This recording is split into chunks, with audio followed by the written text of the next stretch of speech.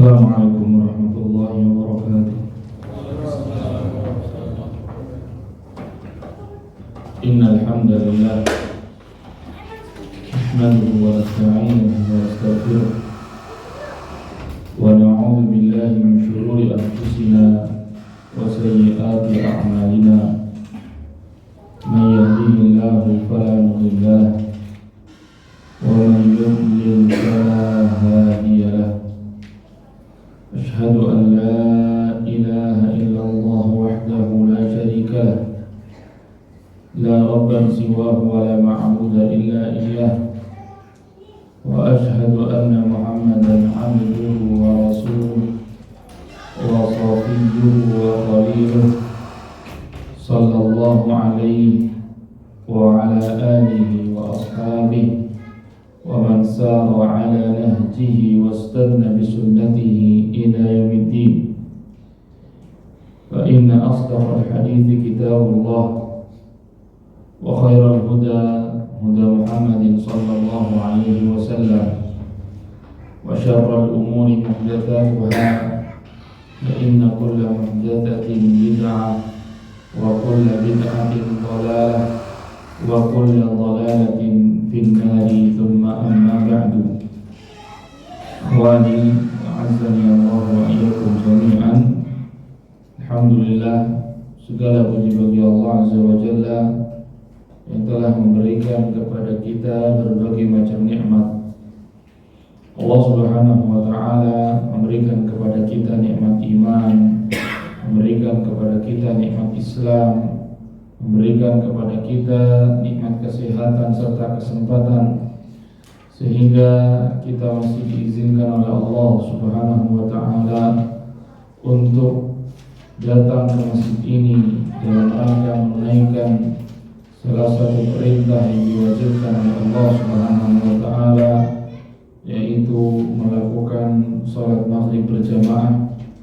Kemudian dilanjutkan dengan kita mendengarkan ayat-ayat Allah Subhanahu wa taala dijelaskan, dan juga hadis-hadis Rasulullah sallallahu alaihi wasallam dibacakan, yang mana ini semua merupakan nikmat yang harus terus kita syukuri kepada Allah Subhanahu wa taala. Karena kita lihat berapa banyak manusia, berapa banyak saudara-saudara kita yang tidak mendapatkan taufik, tidak dibantu oleh Allah Subhanahu wa taala untuk menunaikan perintah-perintahnya, tidak dibantu oleh Allah Subhanahu wa taala untuk mempelajari agamanya, yang mana agama ini merupakan jalan kebahagiaan hakiki bagi seorang muslim.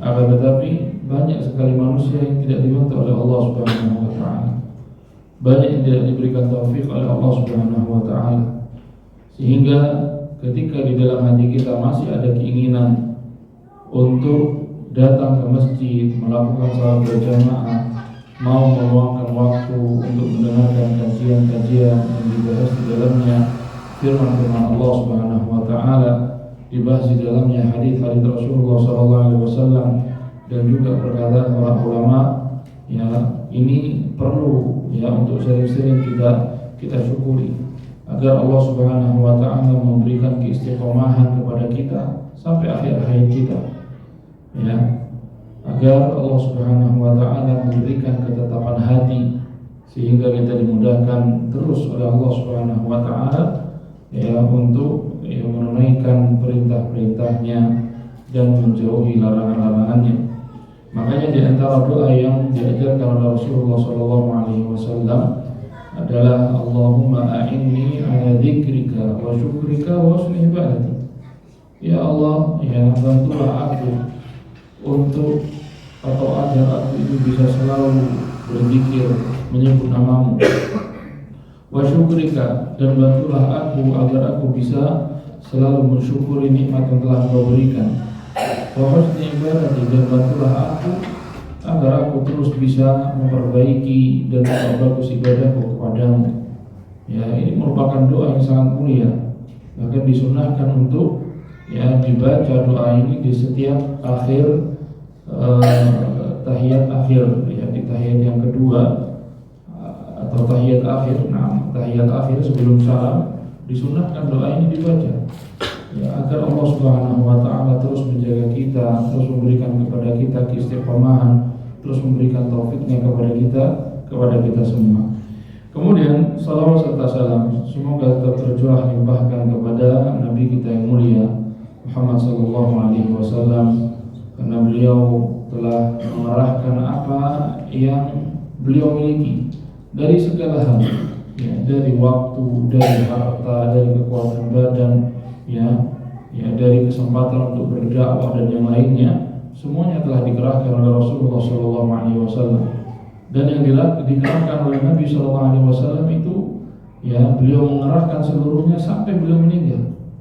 Ya, sampai detik-detik meninggalkan dunia ini Nabi sallallahu alaihi wasallam, ya, berdakwah dengan mengatakan as-salat as-salat wa ma malakat aymanukum. Kata Nabi sallallahu alaihi wasallam, jagalah salat dan perhatikan budak-budak kalian. Ya, ini ajakan dari Nabi sallallahu alaihi wasallam, bentuk dakwah Rasulullah sallallahu alaihi wasallam kepada para sahabatnya dan kepada umat-umat yang datang setelahnya.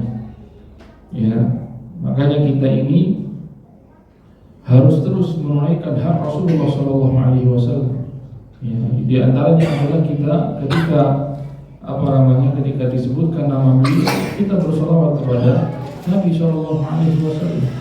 Bahkan Nabi sallallahu alaihi wasallam menyebutkan bahwasanya orang yang bakhil, ya, orang yang pelit, itu adalah orang yang ketika disebutkan nama Nabi sallallahu alaihi wasallam, dia tidak bersolawat kepada Rasulullah sallallahu alaihi wasallam. Ya, padahal Nabi sallallahu alaihi wasallam telah menunjukkan kepada kita jalan yang lurus, menunjukkan kepada kita jalan yang diridhai oleh Allah Subhanahu wa taala, ya, menunjukkan jalan menuju kebahagiaan hakiki, bukan kebahagiaan fatamorgana. Yang mana jika seseorang menjalani apa yang sudah digariskan oleh Rasulullah SAW, maka dia akan mendapatkan kebahagiaan di dunia dan di akhirat. Ya. Dengan segala kebaikan yang dicontohkan dan diberikan oleh Rasulullah SAW kepada kita semua, tidakkah kita meluangkan sedikit waktu kita untuk menunaikan hak-hak Rasulullah SAW, ya, dengan beribadah, ya, mengikuti caranya Nabi SAW, ya, dengan menjalani kehidupan ini, ya, berusaha untuk mencontoh Rasulullah SAW.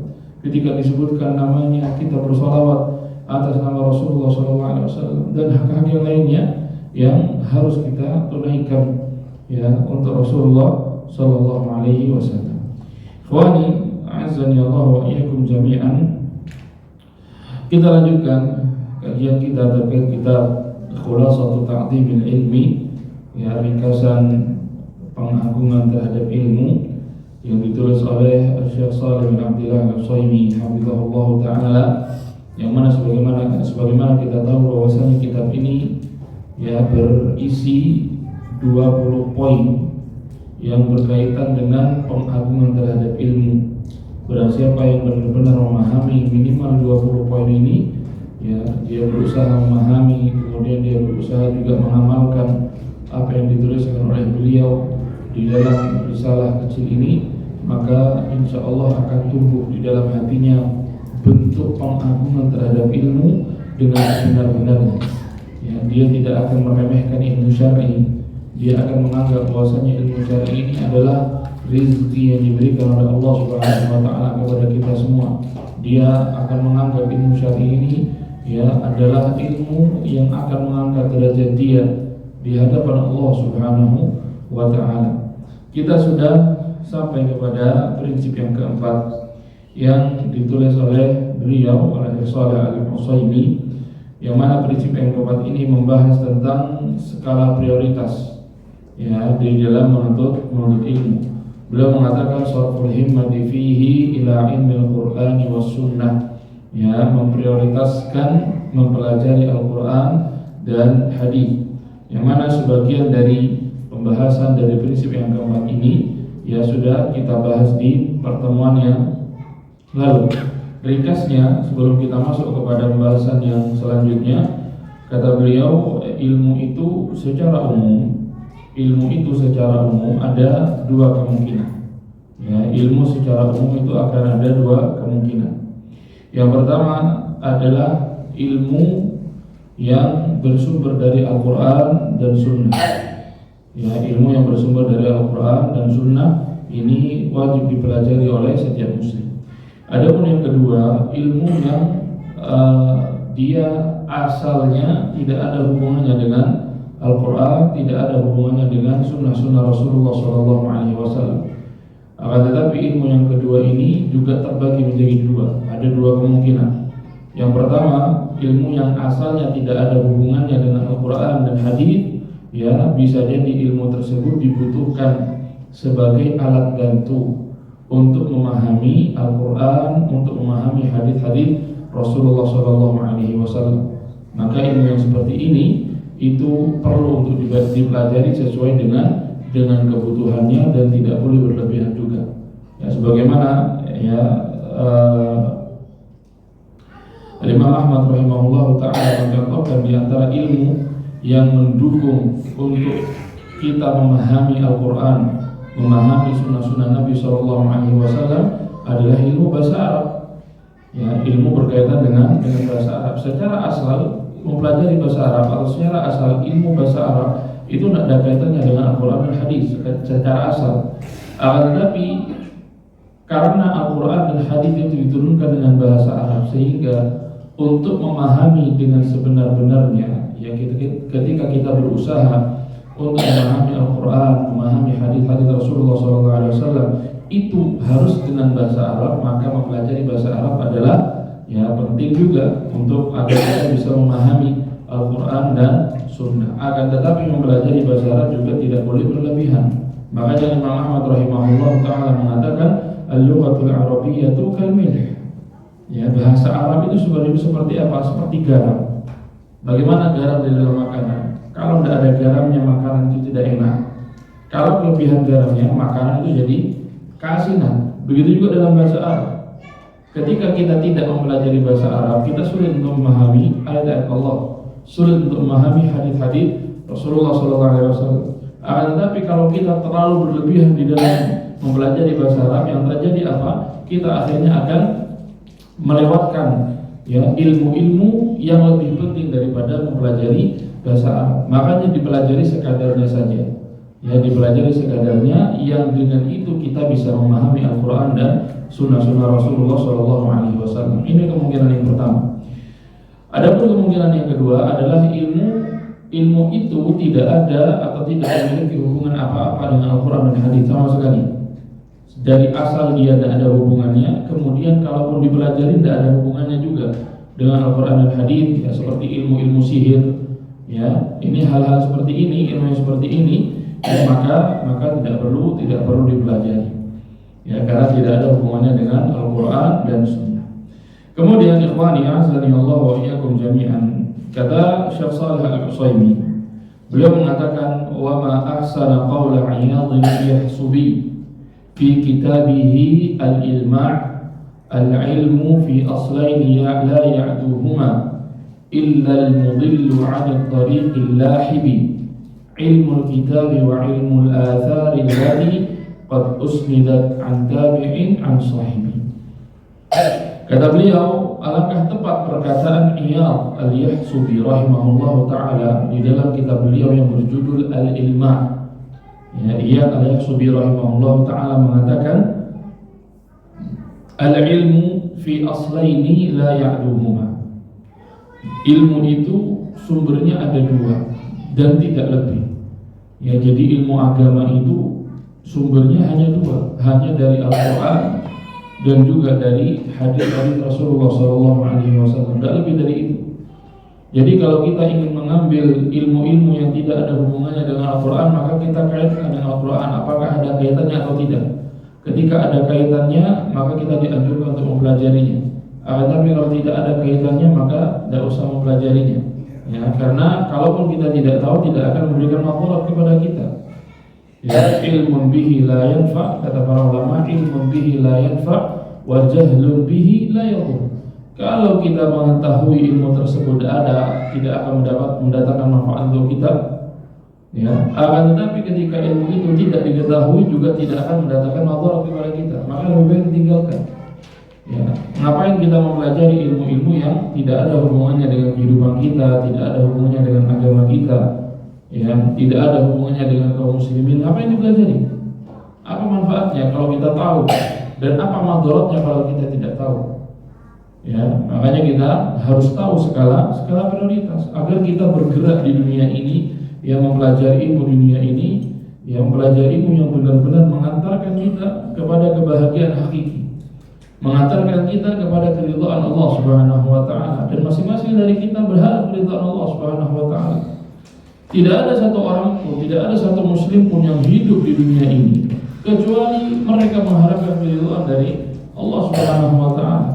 Akan tapi terkadang manusia dia terlalu berlebihan di dalam mensikapi dunia ini, sehingga yang terjadi apa? Yang terjadi akhirnya dia melakukan hal-hal yang di sana dia tidak mendapatkan manfaat, yang di sana dia hanya membuang-buang waktunya, yang di sana dia tidak mendapatkan ridha Allah Subhanahu wa taala. Ya, makanya perlu kita ketahui skala prioritas ya di dalam menuntut ilmu.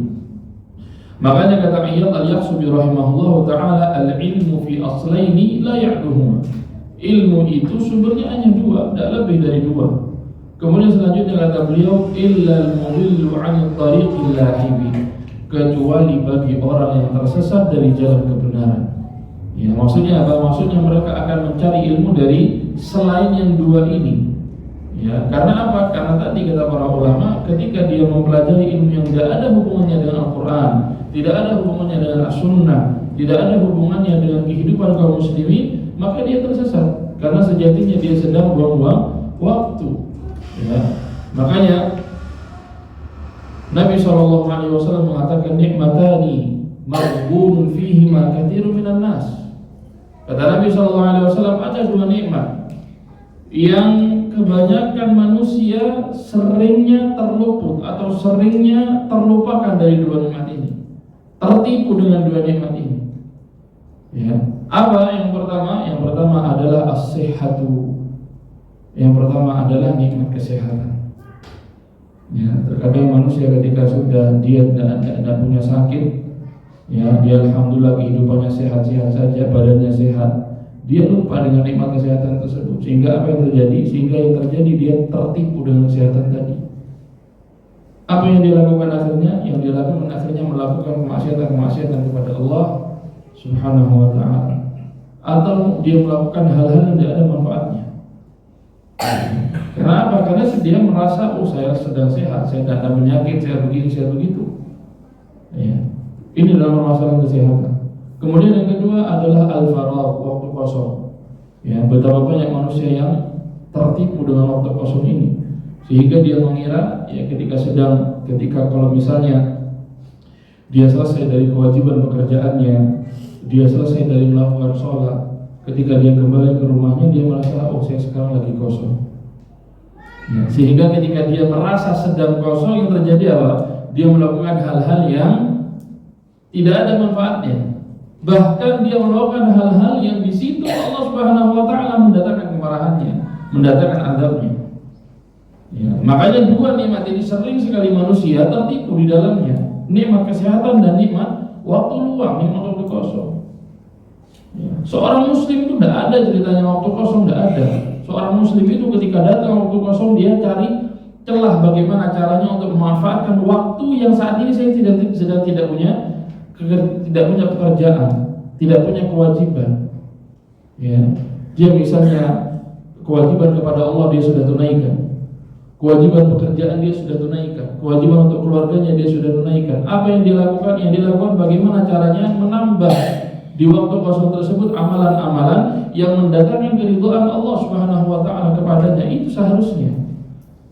Ya, sehingga tidak ada waktu kosong di dunia ini. Makanya Syekh Abdul Aziz bin Baz rahimahullah ta'ala beliau menasihatkan, it'ab fi hadhihi dunya, capekkan badan Anda di dunia ini.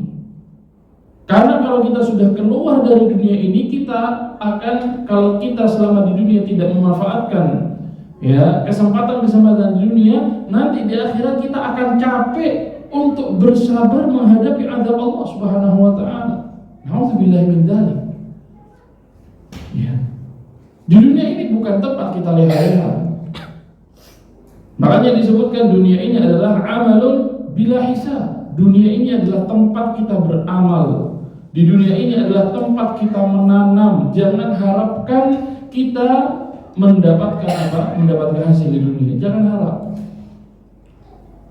Nanti di akhirat kebalikannya, hisabun wala. Di dunia waktunya kita dihisab. Waktunya kita memanen dari apa yang sudah kita lakukan selama di dunia. Dan di situ tidak ada amalan.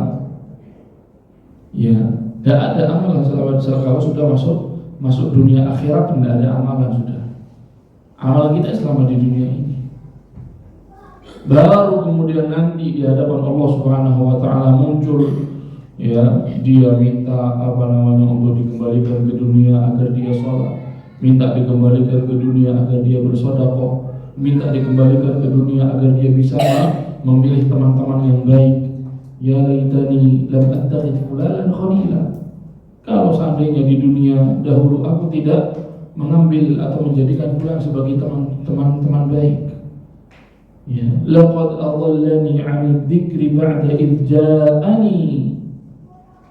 Orang ini, teman yang aku temani selama di dunia, justru dia telah menyesatkanku dari berzikir kepada Allah Subhanahu wa taala, dari membaca Al-Qur'an, dari ketaatan-ketaatan, padahal sudah ada orang-orang yang datang untuk menasihatiku. Dari itu sudah ada. Saya sudah tahu, tapi karena teman ini akhirnya saya berpaling dari mentaati Allah Subhanahu wa taala. Dan ayat-ayat yang lain yang menyebutkan tentang penyesalan selama di akhirat. Apakah penyesalan tersebut bermanfaat? Tidak ada manfaatnya sudah.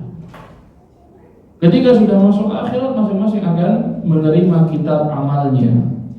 Masing-masing akan mempertanggungjawabkan apa yang dia lakukan selama di dunia. Ya. Leha-lehanya dia, lalainya dia, ketika dia melakukan kemaksiatan. Makanya para pendosa, orang-orang fasik, orang-orang munafik, ketika mereka mendapatkan atau disuruh membaca kitab mereka pada hari akhirat nanti, mereka terperangah dengan apa yang tertulis di dalam kitab mereka. Mali hadzal kitab la yughadiru saghiratan wala kabiratan illa ahsaha. Apa-apaan kitab ini? Apa-apaan tulisan ini? Kok semua yang besar dan yang kecil tidak ada yang terluput sedikit pun? Ya, semua tertulis, tidak ada yang luput dari pandangan Allah, tidak ada yang terluput dari ilmu Allah. Masing-masing akan mendapatkan kitab, akan mendapatkan buku yang tertulis di dalamnya seluruh amalan yang dia lakukan. Ya. Makanya kita di dalam mempelajari ilmu harus benar-benar memperhatikan apakah ilmu ini bermanfaat untuk kebahagiaan saya di dunia dan di akhirat atau tidak. Kalau tidak mendapatkan manfaat dari ilmu yang kita pelajari, tidak usah dipelajari. Kalau tidak ada hubungannya dengan Al-Quran, tidak ada hubungannya dengan As-Sunnah, tidak ada hubungannya dengan maslahat kaum muslimin, tidak usah dipelajari. Ya, ngapain kita capek-capek mempelajari ilmu yang kita kalaupun tahu tidak ada manfaatnya. Kalaupun tidak tahu, kita juga tidak akan mendapatkan madaratnya. Kemudian kata beliau, ilmu kitab wa ilmu al-athar allati qad usnidat an tabi'in an sahibi. Dua sumber itu adalah ilmu Al-Quran dan ilmu hadis, yakni yang dinukil oleh para tabi'in dari para sahabat. Ya, jadi Al-Quran dan hadis itu adalah ilmu yang bersanad. Al-Quran dan hadis itu adalah ilmu yang bersanad, jelas sanadnya. Ya, sehingga ketika kita mempelajari hadis-hadis Rasulullah SAW, ya, mempelajari Al-Quran, ya, tidak usah diragukan lagi. Ya, ini jelas sanadnya sudah dari Nabi, dari para sahabat, dari tabi'in dan orang-orang setelahnya, sampai akhirnya kitab tersebut atau hadis tersebut sampai kepada kita. Ya, sehingga ketika kita mempelajari hadis-hadis Rasulullah SAW, terutama hadis-hadis yang ada di dalam Sahih Bukhari dan Sahih Muslim, yang para ulama bersepakat, para ulama kaum muslimin bersepakat bahwasanya kitab Bukhari dan kitab Sahih Muslim itu adalah dua kitab yang paling sahih setelah Al-Quran. Ya, tidak ada satu ulama Islam yang menentang itu. Ketika datang hadis tersebut dari Sahih Bukhari, dari Sahih Muslim, semuanya menerima, tidak ada yang bisa menolak. Ya. Karena memang Al-Imam Al-Bukhari dan Al-Imam Muslim rahimahumullahu taala, mereka berdua mempersyaratkan syarat-syarat yang sangat ketat ya untuk menuliskan ya hadis-hadis di dalam dua kitab mereka. Kemudian kata beliau, wa qad kana hadha huwa ilmu salafi alaihi rahmatullah, thumma kathura al-kalamu ba'dahum fima la yanfa'. Fal-ilmu fi salafi akthar wal kalamu fi man ba'dahum akthar. Kata beliau, inilah ilmu para salaf rahimahumullah. Ya, ilmu para salaf, ya, ilmunya Nabi, ilmunya para sahabat, ilmunya para tabi'in, dan juga ilmunya para tabi'in adalah ilmu yang bersumber dari Al-Quran dan bersumber dari sunnah-sunnah Rasulullah SAW. Akan tetapi kata beliau, setelah berlalu kurun mereka yang disebut dengan Al-Qurun Al-Mufaddalah, ya, zaman yang di situ banyak keutamaan, zaman yang diutamakan oleh Allah Subhanahu wa taala berdasarkan hadis Rasulullah SAW. Ya, alaikum bi sunnati wa sunnatil khulafa'ir rasyidin al-mahdiyyin min ba'di. Kata Nabi SAW, wajib bagi kalian untuk mengikuti sunnahku dan wajib bagi kalian untuk mengikuti sunnahnya khulafa yang empat, khulafa rasyidin yang empat. Ya. Kemudian dari ayat Allah Subhanahu wa taala radhiyallahu anhum wa radu'an, yang mana para sahabat itu ridha kepada Allah dan juga Allah Subhanahu wa taala ridha kepada para sahabat. Ini menunjukkan keutamaan para sahabat. Kemudian Nabi SAW ketika menyebutkan ya zaman yang utama, khairul nasi qarni thumma alladhina yalunahum thumma alladhina yalunahum. Sebaik-baik manusia adalah yang mereka hidup di zamanku, yaitu para sahabat. Thumma alladhina yalunahum, kemudian yang setelah mereka, yaitu muridnya para sahabat, para tabi'in. Kemudian yang setelah mereka, yaitu muridnya para tabi'in, yaitu tabi'ut tabi'in. Mereka itulah al-qurun al-mufaddalah. Mereka adalah orang-orang yang benar-benar mempelajari agama ini sesuai dengan sumbernya, mempelajari agama ini dari Al-Quran, mempelajari agama ini dari seluruh as-sunnah, hadis-hadis Rasulullah SAW, sehingga ketika ada umat yang datang setelahnya, tidak ada jalan lain bagi mereka kecuali mengikuti jalan orang-orang yang sudah dipuji oleh Allah dan Rasulnya. Ya. Tidak ada jalan lain bagi mereka, bagi kita, kecuali mengikuti apa yang sudah, ya, mengikuti orang-orang yang sudah dipuji oleh Allah Subhanahu wa taala dan juga sudah dipuji oleh Rasulullah SAW. Kalau mereka adalah orang-orang yang tidak pantas untuk diikuti, maka tidak mungkin Allah Subhanahu wa taala memuji mereka. Maka tidak mungkin Nabi SAW memuji mereka kalau tidak pantas untuk diikuti. Tapi dalil-dalil yang datang sudah jelas bahwasanya Nabi SAW memuji mereka. Allah Subhanahu wa taala juga memuji para sahabat, sehingga tidak ada keraguan lagi bagi kita ketika mempelajari agama ini harus bersumber dari Al-Quran dan juga bersumber dari sunnah-sunnah Rasulullah SAW. Kemudian kata beliau, setelah kurun mereka berlalu, setelah ya zamannya tabi'in, zamannya tabi'ut tabi'in sudah lewat, ya, hal-hal yang tidak bermanfaat mulai dipelajari. Ya, mulai manusia mempelajari ilmu-ilmu sihir, mulai manusia mempelajari ilmu-ilmu, ya, ilmu-ilmu filsafat Yunani, ya, ilmu-ilmunya Aflatun, Sokrates, ya, dan ilmu-ilmunya ya orang-orang yang menjunjung tinggi akal, ya, yang mana mereka mengatakan kalau tidak masuk akal maka saya tidak menerima. Ya, bahkan orang-orang Mu'tazilah, mereka itu adalah orang-orang yang terlalu memuliakan akal, terlalu mengedepankan akal, sehingga mereka mengatakan, pentolan mereka mengatakan kalau ada hadis Nabi SAW yang datang dan tidak mencocoki akal kami, maka akan kami tolak hadis tersebut. Ya.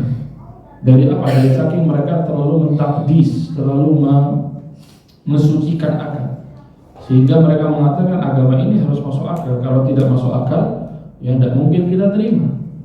Padahal tidak semua sisi dari agama ini yang masuk akal, tidak semuanya. Makanya Ali bin Abi Thalib radhiyallahu anhu, apa kata beliau? "Law kana ad-dinu bil aqli lamashu asfala al-khuffi aula min a'lahu." Kalau seandainya ilmu ini harus masuk akal, maka mencuci khuf di bagian bawah itu lebih utama, atau mengusap khuf di bagian bawah itu lebih utama daripada mengusap bagian atasnya. Ya, sebagaimana kita tahu kalau kita mempelajari ilmu fikih, ya ada yang namanya mengusap khuf. Khuf itu adalah sepatu yang menutupi mata kaki. Ya, ada hukum-hukum tertentu di dalam agama ini. Ya, ketika seseorang menggunakan khuf tersebut, ya kalau dia mukim, ya bukan orang yang sedang melakukan perjalanan, maka ketika dia sudah wudu dan menggunakan khuf tersebut, maka dia boleh untuk tidak melepas khufnya ketika berwudu. Ya, boleh untuk tidak melepas khufnya ketika berwudu. Apa yang dia lakukan? Tidak usah mencuci kaki, akan tapi yang dicuci apa? Yang diusap apa? Bagian atas khufnya. Kalau dihitung-hitung dengan akal ini tidak masuk akal. Yang kotor bagian mana? Bagian bawah. Kenapa yang diusap bagian atas? Perintah Nabi, selesai. Ya, makanya tidak semua bagian dari agama ini masuk akal. Semua kita ini di dalam agama ini ikut dalil. Dalilnya ada ikuti, dalilnya tidak ada jangan diikuti. Ikhwani azani Allah wa iyyakum jami'an. Mungkin diazankan dulu, nanti setelah azan kita lanjutkan.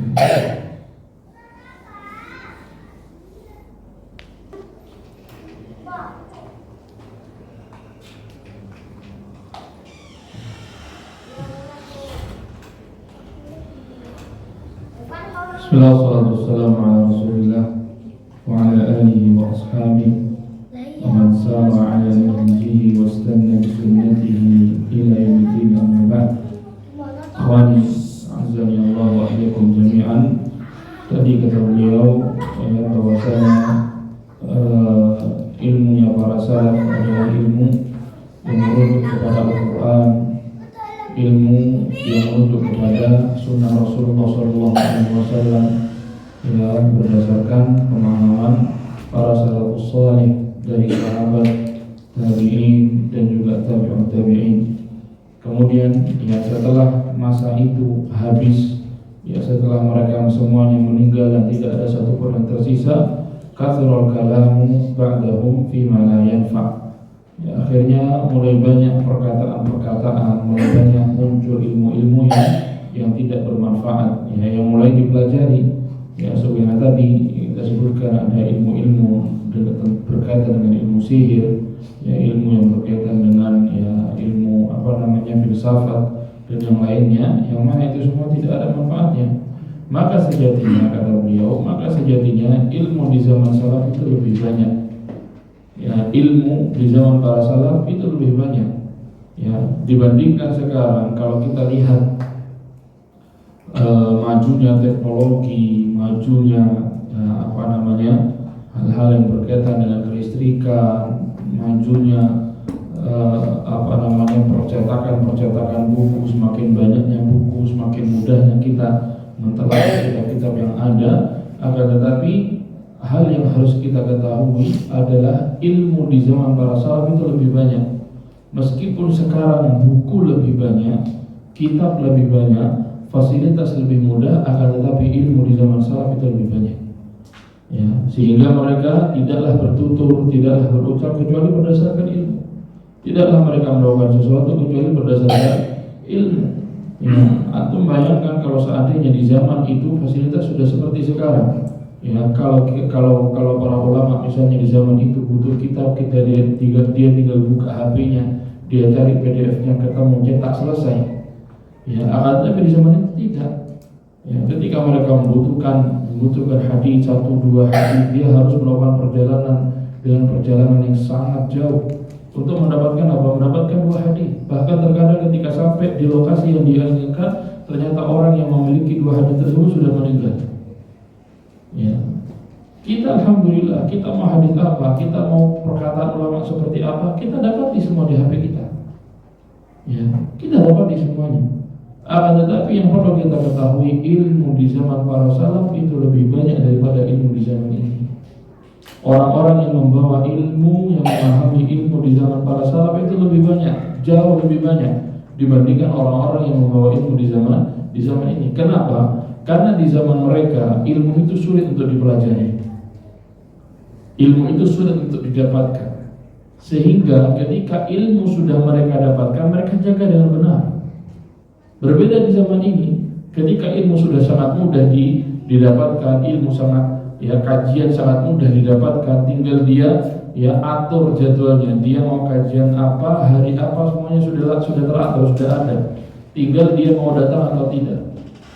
Akan tetapi apa yang terjadi dengan mudahnya media, dengan mudahnya ilmu, dengan banyaknya kajian dan seterusnya, yang ini merupakan fasilitas-fasilitas untuk kita meraih keridhaan Allah Subhanahu wa taala. Yang terjadi apa? Yang terjadi adalah manusia semakin meremehkan. Tidak usah datang kajian, ada rekamannya kok. Tidak usah dengerin kajian, buku sudah banyak, PDF sudah kita bisa baca. Tidak usah ngapain. Sehingga apa yang terjadi? Sehingga banyak manusia yang tidak mau belajar. Banyak manusia yang tidak bisa menjaga ilmunya. Ini yang terjadi. Makanya ilmu di zaman salaf itu lebih banyak, jauh lebih banyak daripada ilmu di zaman ini. Adapun sesudah masa mereka, kata beliau, maka yang lebih banyak adalah pembahasan tentang hal-hal yang tidak bermanfaat. Setelah zaman salaf terlewat, maka yang dibahas adalah hal yang tidak bermanfaat. Contohnya seperti apa? Contohnya muncul pertanyaan, lebih dulu mana ayam atau telur? Apa manfaatnya? Atau ada Syekh Shalih Fauzan hafizahullah ta'ala, pernah di salah satu kajiannya beliau ditanya, Syekh, nanti di akhir zaman kan Nabi Isa turun. Oh iya, kata Syekh. Nanti ketika Nabi Isa turun, Nabi Isa menikah atau tidak? Kata Syekh Shalih Fauzan, nanti kalau saya dapat undangannya tak kabari.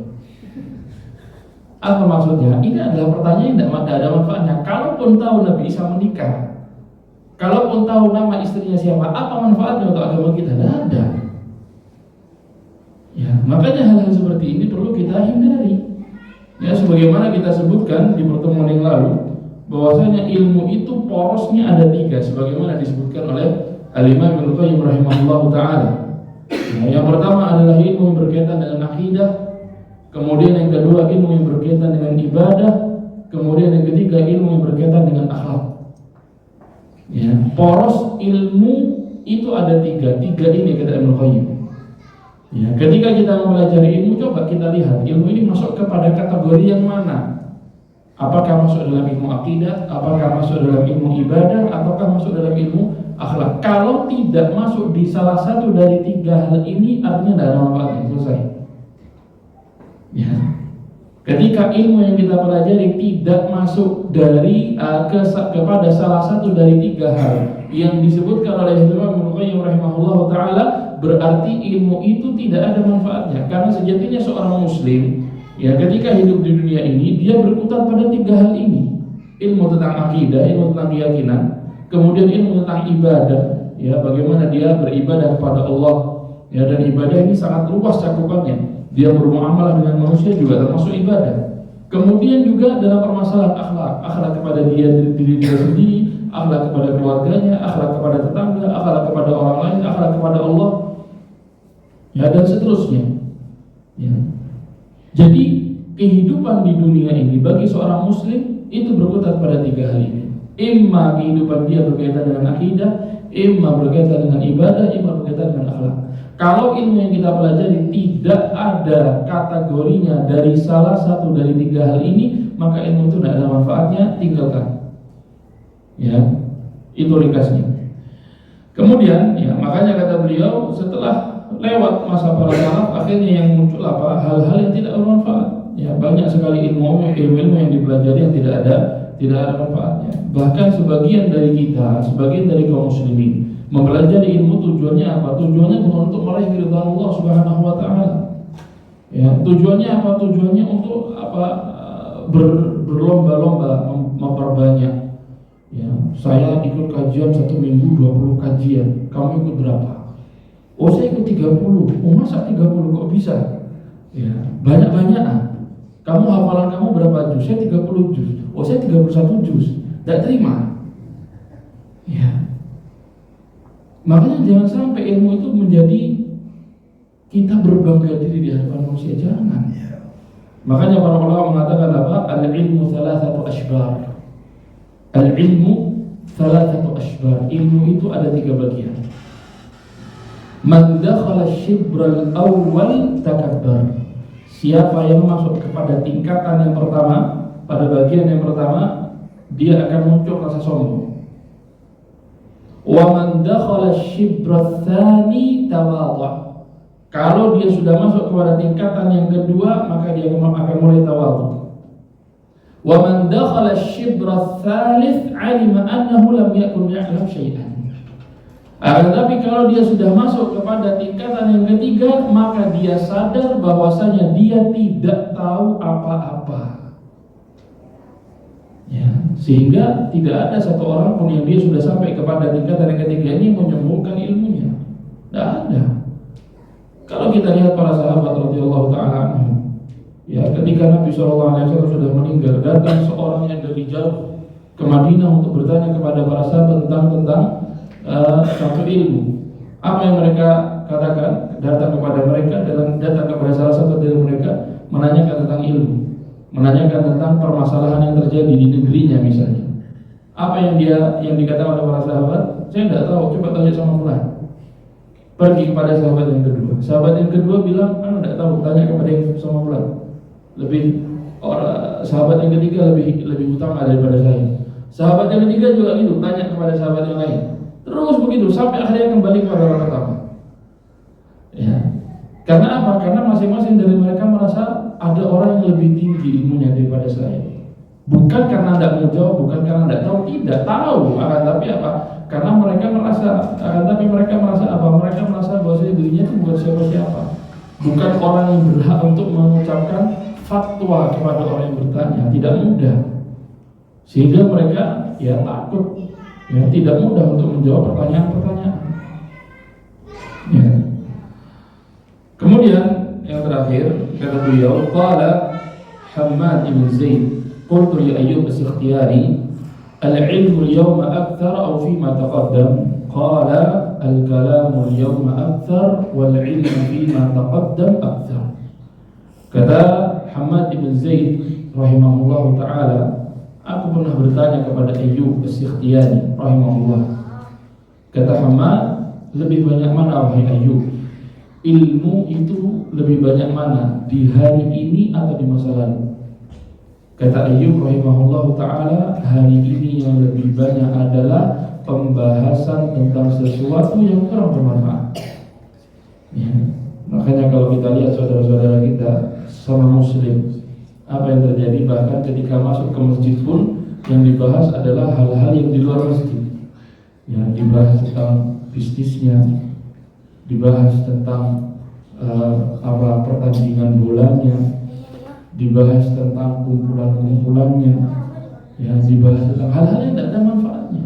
Bahkan ketika sudah masuk masjid pun dia sudah bersiap untuk menghadap Allah Subhanahu wa taala, yang dibahas adalah bukan hal-hal yang berkaitan dengan Allah. Yang dibahas adalah hal-hal yang berkaitan dengan apa? Yang di luar masjid, tidak ada kaitannya dengan ibadah dia. Ya. Bagaimana kalau seandainya Ayyub rahimahullah ta'ala hidup di zaman ini? Apa yang beliau akan beliau jawab ketika ditanyakan dengan pertanyaan yang sama? Di zaman itu Ayyub mengatakan, hari ini yang lebih banyak adalah pembahasan yang kurang ada manfaatnya. Akan tetapi kata beliau, adapun ilmu maka lebih banyak di masa lalu. Ya, kalau seandainya beliau hidup di zaman ini, wallahu a'lam apa yang akan beliau jawab. Ya, yang mana masing-masing dari kita lebih mementingkan urusan-urusan dunia. Bahkan ketika sampai masuk ke masjid pun yang dibahas adalah urusan dunia. Ya, apakah kita tidak puas dengan pembahasan urusan dunia di luar masjid, sampai urusan dunia tersebut harus dibahas di luar masjid? Ya. Bukankah kita masuk ke dalam masjid ini dengan meminta kepada Allah Subhanahu wa taala, Allahumma ftah li abwaab rahmatik. Ya Allah, bukakanlah untukku pintu-pintu Artinya apa? Ketika kita berdoa dengan doa yang demikian, ketika kita masuk ke dalam masjid, kita bersiap untuk bertemu dengan Allah, bersiap untuk bercengkrama dengan Allah, bersiap untuk melakukan ketaatan kepada Allah Subhanahu wa taala. Kemudian ketika masuk masjid yang dibahas adalah perkara-perkara duniawi. Bagaimana Allah Subhanahu wa taala akan membukakan pintu-pintu rahmatnya bagi kita? Kalau kita masuk masjid saja, yang dibahas adalah hal-hal di luar masjid. Ya. Makanya ini menjadi muhasabah bagi masing-masing dari kita, agar kita ini benar-benar fokus untuk melakukan ibadah kepada Allah Subhanahu wa taala selama di dunia ini. Ya, maka kita lihat prioritas kita di dalam dunia ini. Apakah yang kita lakukan itu bermanfaat untuk kita di dunia atau di akhirat ataukah tidak? Kalau tidak ada manfaatnya, maka kita cari hal yang bermanfaat. Fa idza faragta fansab. Kalau kita sudah kosong, kita sudah tidak ada kewajiban yang harus ditunaikan, maka fansab, cari kewajiban yang lain atau cari kesibukan yang lain yang bisa mendatangkan keridhaan Allah Subhanahu wa taala.